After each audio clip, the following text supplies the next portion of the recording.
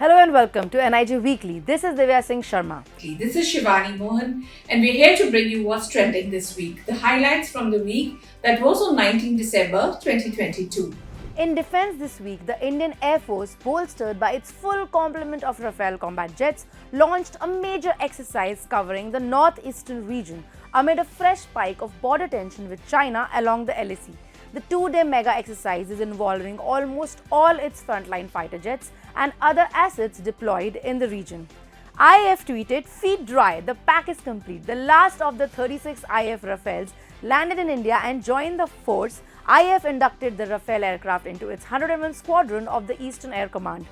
And Tawang has shown confidence in the Indian Army and expressed their support following the border clash where the Indian soldiers thwarted the Chinese attempt to change the status quo along the 𝗬𝗪𝗂𝗃 in the Yang sector in Tawang. Now let's connect with 𝗬𝗪𝗂𝗃 for some more updates. Thanks, Divya.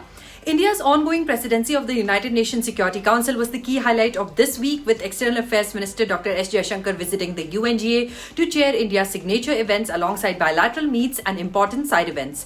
Jaishankar chaired a ministerial-level open debate of the Security Council on new orientation for reformed multilateralism under the item Maintenance of International Peace and Security. Dr. Jaishankar noted in his address that the effectiveness of the United Nations depends on its capacity in facing key challenges of our times, be it pandemic, climate change, conflicts, or terrorism. India also slammed Islamabad for its Foreign Minister Bilawal Bhutto's remarks on Kashmir, terming it a nation that hosted terrorist Osama bin Laden and orchestrated a terror attack on India's parliament in 2001.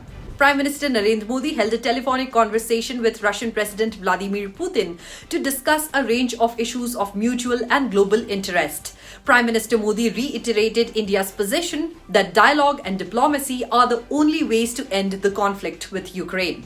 One more step towards Atmanirbhar Navy, with India commissioning its latest stealth-guided missile destroyer 𝗬𝗪𝗂𝗃 at the naval dockyard in Mumbai. The indigenous warship will augment its mobility, reach and flexibility to accomplish tasks in the Indian Ocean and beyond. 𝗬𝗪𝗂𝗃 is the second warship under the Navy's Project 15B, under which two more warships will be delivered by 2025. So that was all from me this week. Over to you, Divya, for more news. Thank you so much, 𝗬𝗪𝗂𝗃, for those weekly updates. Now it's time to get Shivani on board for some dose of culture and more. Thanks, Divya.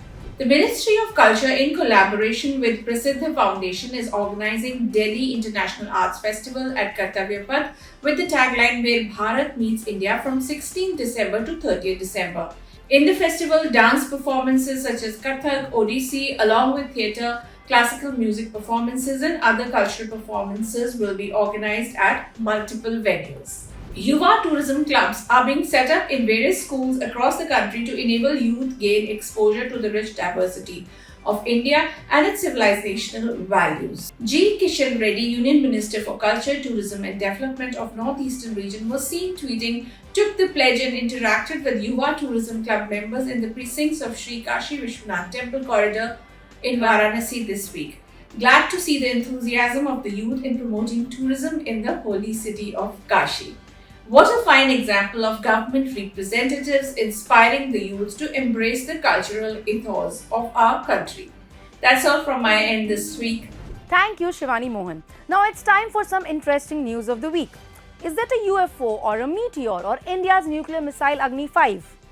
Social media was flooded with posts from people puzzled over a bright flash seen in the skies that continued moving. People in several parts of India speculated that the bright plume was a comet, meteor or a UFO.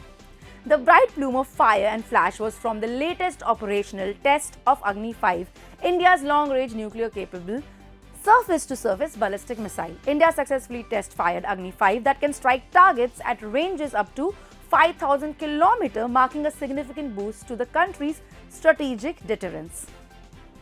And that was the week that was. Thank you so much for watching. Tune in again next week. This is Divya signing off.